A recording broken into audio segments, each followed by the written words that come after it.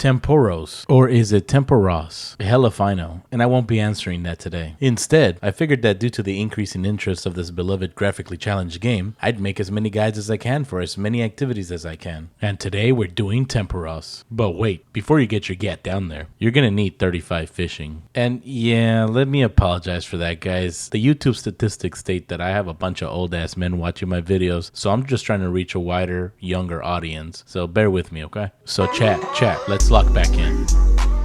The next items I'm about to list are found inside the minigame, so you don't have to bring them with you. That would be the rope, a bucket, a hammer, and a harpoon. Now, if you're not that new and you have a dragon harpoon, or even better, an inferno harpoon, definitely bring that instead, because with that inferno, you definitely want to be, bro's going to be cooking. You feel me? Now, I'm assuming that you're a newer player, so I'm going to recommend you that you join a mass world for Tempoross and don't do solo yet until you're higher level and you have a better understanding of the minigame. I also suggest that you play on RuneLite. If you don't know what I'm talking about, I highly suggest you go look it up real quick and do that, as I currently don't have a video on it, but I will pretty soon. But if you do have RuneLite, go ahead and download that Tempoross plugin. It's going to help a lot. To get to Tempoross, you have to take the ferry from Ferryman Southwood, who is located south of the Alcarid Bank. Now, the fun lies on how to get to Ferryman. If you're new and a completely fresh account, teleport to Lumbridge, run over to the gate, pay the toll, troll, and then run south all the way to him. If you have access to a charge glory, then rub that thing, man, and teleport onto Alcarid and then run to the Ferryman. But my thing's big. I don't have a charge glory, but I got a dueling ring. Then rub that thing too, man, and get down to Emir's arena and then run to the Ferryman. Now, if you're a broke boy, just say it, okay? Because if you don't got no jewelry to get there, then that's okay. Take the gnome glider and then run to the Ferryman. Now, without further ado, let's play this minigame. Alright, so you're in your mass world. Ooh, look at all these little peasants. Climb up the ladder and board the ship. Once the minigame starts, that's when you want to go ahead and grab your bucket. I usually grab 2. I grab some rope, the harpoon, unless you have your own, obviously, and don't forget that hammer. And before you get off the boat, make sure you fill up your buckets with water on the spout next to the buckets of buckets.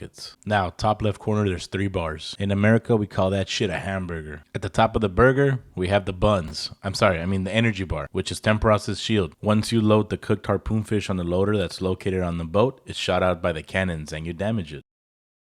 The middle bar is the essence meter. This is Tempoross's health bar. When his shield is down, you damage this by fishing from the pool in front of him. Once this hits 0, you win. Quick note, when his shield is down and you're damaging the essence bar, the energy bar will regenerate back to 100% and another round will begin and you'll have to start taking it down again. The bottom bar is called the storm intensity bar. It's basically a timer. If it reaches 100 and Tempoross is still alive, you lose. Keep in mind that every time you knock down Tempoross's shield, the storm intensity does go back to 0, but if you drop Tempoross's shield 3 different times, then Tempoross will be enraged and he will rapidly fill this bar and you're cooked.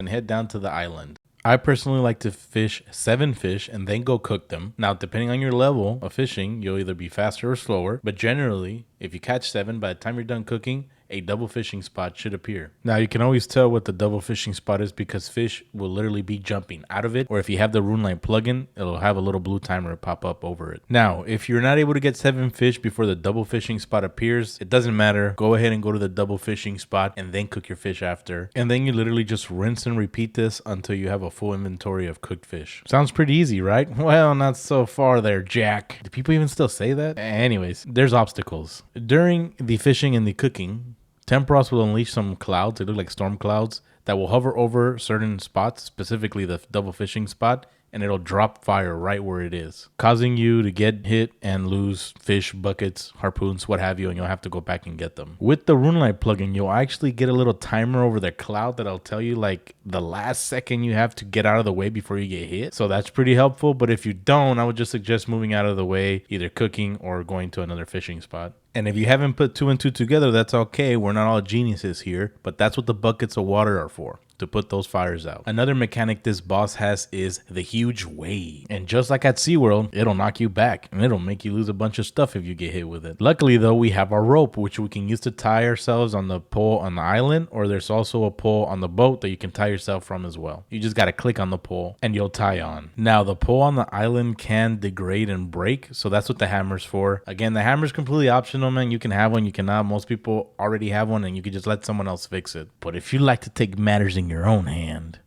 then carry a hammer. Also, I probably should have mentioned this earlier, but in regards to what to wear, just wear what you want, man. If you have the angler outfit from Fishing Trawler, hey, throw that on for that extra 2.5 XP, but it is not required. Because I've heard some horror stories regarding the angler outfit and acquiring it, but me, shit, I got it in 13 games. Well, there you have it, folks. A quick and efficient guide for Tempoross. Go ahead and subscribe, help a father out, drop a like as well, and see you on the next one. Peace!